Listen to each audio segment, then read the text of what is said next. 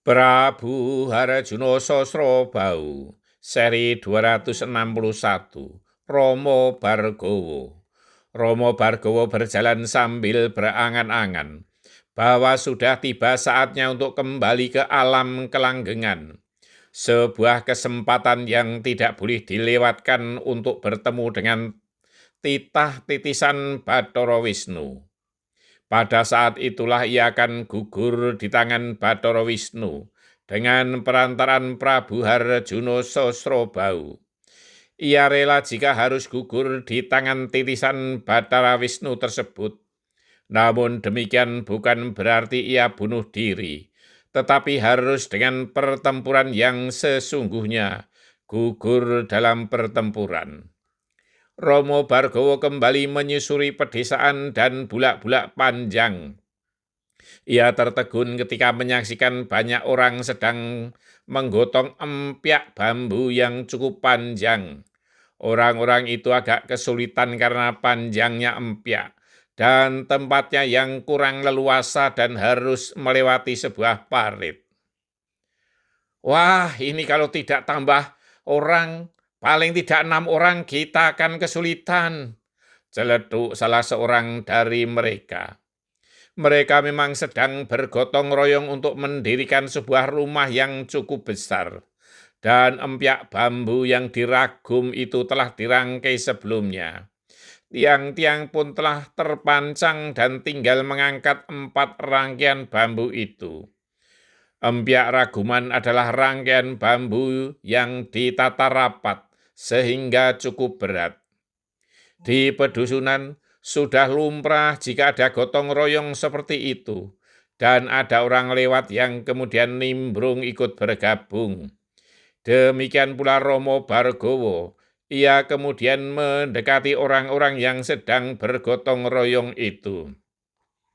"Aku ikut membantu Kisana," kata Romo Bargowo. "Hayo Kang, ini masih kurang orangnya," saut salah seorang dari mereka tanpa peduli siapa orangnya yang datang. Mungkin orang itu memang sedang dalam perjalanan atau seorang pemburu karena membawa gandewo dan anak panah.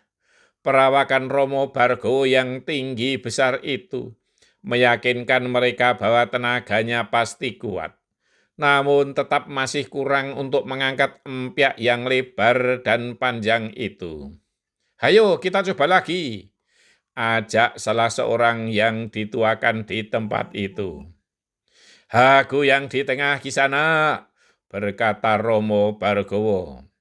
"Ya silahkan Kang," saut salah seorang yang lebih muda. Mereka pun kembali bersiap untuk mengangkat empyak itu. Dan kini ada Romo Bargowo yang ada di tengah. "Ayo, yang di depan ditambah, jangan di belakang semua," pinta orang yang dituakan. "Ayo, siap, angkat yuk." Loh, apa ini? Hampir semua berseru. Mereka terpana ketika merasakan bahwa empyak itu seakan sangat ringan. Bahkan beberapa orang merasa seakan empyak itu melayang di atas mereka. Romo Bargowo yang tinggi besar dan berada di tengah itu memang telah mengangkat empyak itu. Mereka yang jauh lebih pendek dari Romo Bargowo seakan untuk menggapai pun tidak sampai, apalagi ikut mengangkat. Mereka semakin tercengang ketika orang yang membantunya itu mengusuk empyak itu seorang diri dengan entengnya.